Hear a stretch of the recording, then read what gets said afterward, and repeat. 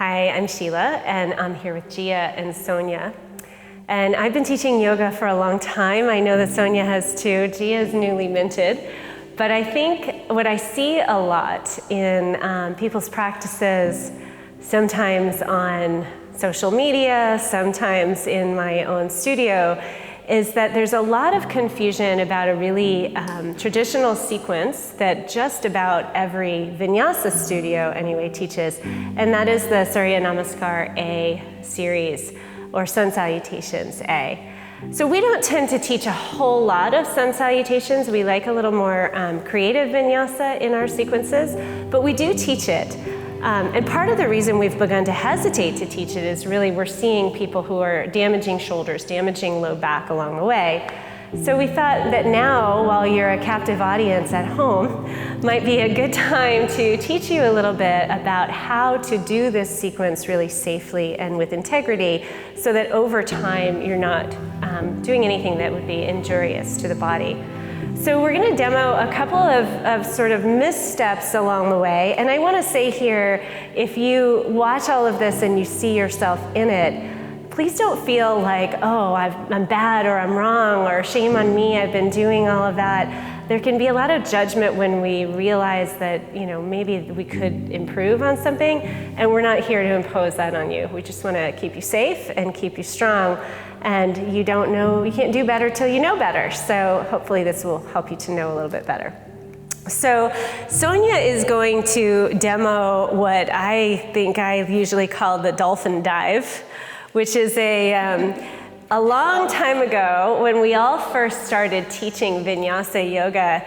It was this really flowy, watery sequence, and I used to love to do this because it felt really good in my body. And then I started noticing everyone around me nursing shoulder injuries all the time, and I thought, that might not be good. So the dolphin dive looks like this. Go Sonia. It's this like swoopy, diving, opening thing. Come on out. So what happens when Sonia does that is, let me just point to where it's problematic. So initially she's okay. Right here is okay. But she starts to really sink her heart down, and this used to be and it may probably still is, an Iyengar modification, where the arms are really, really extended and the shoulders are really pinched, and there's sort of this hollowing action happening in the low back. Sonia is hypermobile, so this actually may not be injurious to Sonia, but for the average body and being, this is problematic. So then watch Sonia's shoulders as she comes through this. Go ahead. There's this enormous rounding where the shoulder heads first dip forward and then they roll all the way back. And the shoulders are not meant to carry the weight of the body. They can learn to carry the weight of the body in stability, but really the hips and the legs are meant to carry the weight of the body.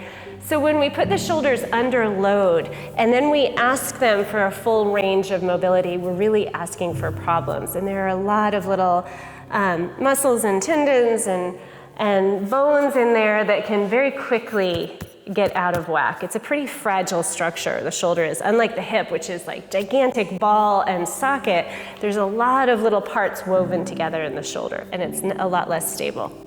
So to do this correctly, the first thing we want to really create is stability in the shoulders and stability in the spine. And the way Sonia will do that is to sort of wrap her ribs together. And it's not just ribs, I'm using that because it makes a lot of sense. But she's sort of corseting the whole body, 360 degrees, to avoid this sagging thing, which not only hurts shoulders, but hurts low back.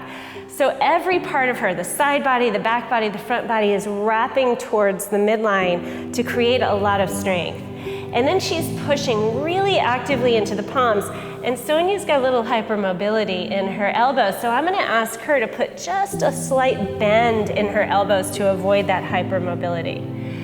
She makes space in her neck, so I can broaden right here for her. And what's happening there in the front of the body is the collarbones are broadening, and then there's lots of room for the neck, and there's not a collapse happening here between the shoulder blades that's disengaging the muscles. So to be here, although the last shape might look a little more impressive because there's this really giant range of mobility. But to be in the down dog shape she was just in takes much, much more strength and integrity in the body. And that might be your starting point, to just work on that before you try to get into what we call the vinyasa action happening there. So, yeah, so here we are, nice, strong, downward facing dog. And I want you to watch her shoulders this time. Basically, they don't move.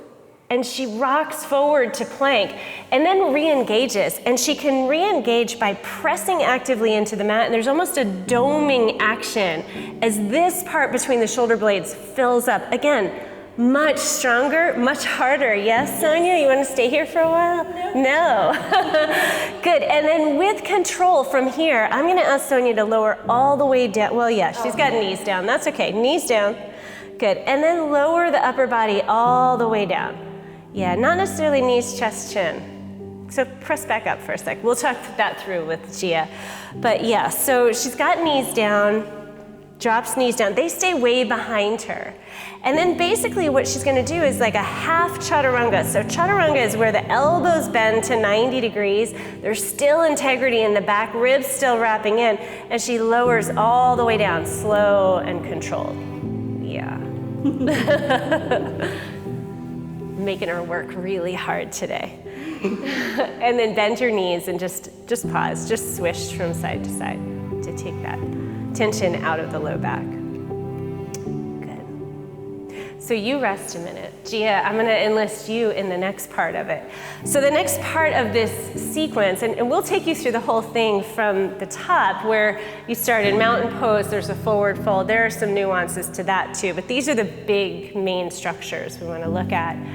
So after this down dog, all the way down to the mat, either chaturanga or all the way to the belly. The difference, by the way, is chaturanga brings the arms to 90 degrees here. So the elbows are tucked in tight and hugging by the sides. The wrists are under the elbows and the whole body's floating. We'll get to that in a moment. But lowering down to the mat is fine too. So Gia is gonna come all the way onto her belly. And Gia, I'm gonna ask you to demonstrate a really wonky cobra pose. So the sort of, yeah, the common, so jam your arms and come way up, yeah. So, and can I do this? Yeah. So actually shrug your shoulders way up by your ears. There. So this is what we see a lot. And it doesn't feel very good, right? So lower down, Gia. What happens a lot when we ask people to lift the upper body in cobra, and I think this is just human nature, everyone tends to think more is better. So the higher I go, the better my shape is. But really, just like with the down dog we just showed you, we want integrity built into this, strength built into this. And a little bit is probably a lot better than a great height. So what we're looking for in Gia's body is that the shoulders stay down and away from the ears, and that really the effort in this cobra pose is happening from the back of the body. Because when she pushes just into her arms, she's jamming the low back considerably. So we want space here in lumbar spine. There's even a little tractioning down through the tailbone. And then from there, Gia can inhale and float up.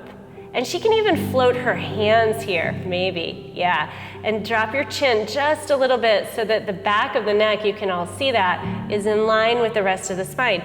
It actually takes a lot more effort, yes, Gia? Yeah, lower all the way down. Good, bend your knees, switch your legs from side to side. Good. So the same thing, the sort of next evolution of this cobra pose is what we call upward facing dog, or Urdhva Mukha Svanasana. And for upward facing dog, I'm gonna ask you to demo the bad variation first, Gia, if that's okay. So yeah, and sink this low and shrug your shoulders way up. Yeah, so this is, again, you can see the problems here where there's just a collapse happening in her low back is really at risk here. Come on down, yeah. Bend your knees, shake it off. Good. So I'm going to ask Gia to actually slide her wrists back a little bit more. And you can see how that just created a nice 90-degree angle in her body. This is exactly where her body would be, by the way, for a stable chaturanga if she had taken chaturanga. Good, and then pressing into her hands, she can float all the way up. The shoulders stay broad and intact, and the ribs are wrapping together toward the midline of the body, holding everything strong. In every yoga pose, the more of a back bend we create, the more we need to hug in through the abdominal muscles to protect whatever's going on back there. Take a deep breath, and exhale, lower all the way down. Good job. Bend your knees, windshield wipe your legs. So you can see, even in these very experienced yogis, that this is work that takes an enormous amount of effort. And what that should tell you is that if you're just beginning, you might need to make some modifications. Beginning yogis might need to slow this down a little bit and to make some accommodations so they're not pushing through something that could really harm and injure the body. So I'm going to take you through a full Surya Namaskar A, intact and strong. Okay. So this is the traditional sun salutation pose.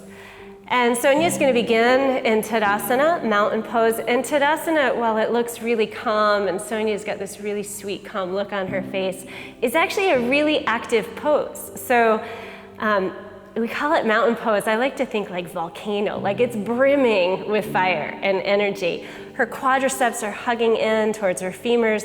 Her feet are really deeply connected to the mat, so there's this energetic sensation rising all the way through the legs, all the way up to the crown of the head.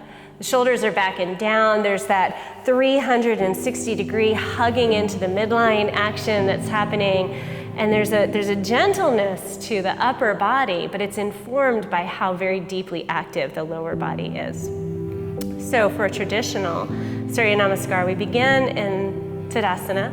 On an inhale, the arms reach overhead. We call this Urdhva Hastasana, upward salute. The tendency here, let's show the tendency, is a big giant back bend. And again, we want straight up and strong. The back bend can come later if the body warms and your body allows for that. And then on the exhale, Sonia, I'm going to ask you to bring palms together down through the midline as you fold forward.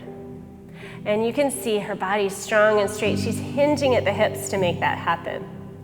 And then the hands connect somewhere, perhaps to the mat, perhaps to the shins, and the spine will lengthen and grow and reach through the crown of the head.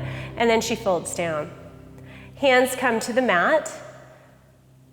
And the traditional cue here, I'm not going to make Sonia do this, is to hop back to chaturanga. But you can see, so what happens when she folds and lengthens her spine? Can you lengthen? No, yeah. So can you keep your hands to the mat? So she lengthens her spine. This is actually setting the shoulders up for where they need to go. Now the shoulders are strong and engaged, and she's broad through the collarbones. And as she exhales, she can hop back to chaturanga. And hold that.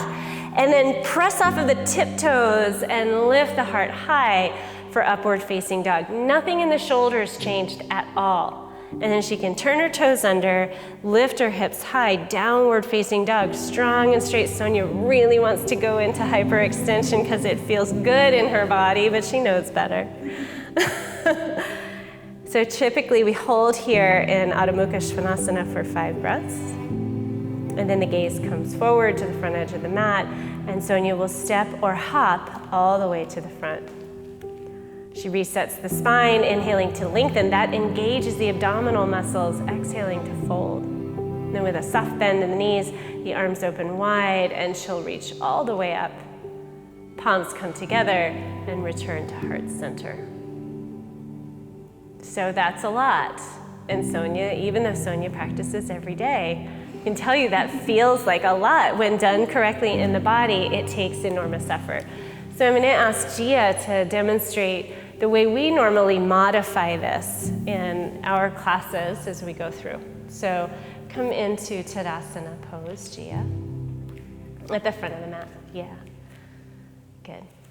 Arms by her side, still really strong, really powerful shape here. She connects to her breath, and then her breath initiates the movement. The inhale reaches the arms all the way up and overhead. Exhale brings the palms together down through the midline as she hinges at the hips. Knees are soft here. Inhale, there's a lengthening. Good. And then exhale, fold. We're adding that extra step in so that she has an opportunity to bend the knees and bring her hands to the mat. And then she's going to step back to plank. And coming into plank, we'll give her the opportunity, instead of hopping to chaturanga, to really reconnect with the body, to press through the heels, to energize the quadriceps. There's a spiraling in and up through the inner thighs and a wrapping together in the ribs. And then ever so slowly, she'll drop the knees down. Good. And then take that modified because the knees are down, chaturanga, elbows bending back towards the body, body lowering towards the mat. From there, she grounds the hips, points the toes, and inhale floats up to a baby cobra. Good. And then exhale, lower. Again, we're adding that piece in so she can connect to the breath. And then the inhale will bring her all the way up to hands and knees, and the exhale to downward facing dog. A long, strong down dog. Yeah. On the inhale, she looks forward. And at the exhale, she'll step her feet to her hands. Sliding hands to shins to lengthen halfway. Exhaling to fold. Press into the feet, arms come wide and all the way overhead. And then palms together, hands to heart center. And she's back where she started. And doing it that way will allow her to build the strength by modifying that chaturanga and working the back muscles of the cobra to get to where she needs to go for a full Surya Namaskar later. So there's much more to say about this. We do 2 and 3 hour workshops on this sometimes, but those are the basics, the fundamentals, and we hope that that will keep you safe as you start to weave this into your practice a little bit more. By the way, it's a full body workout to do a sun salutation. You are getting flexion and extension through the whole spine. You're engaging almost every muscle of the body. It builds heat really quickly, which is why it's used so often in yoga, to warm and prepare the body for deeper movement. So don't be afraid to do it, but do it with strength and integrity as you go forward. Thanks so much.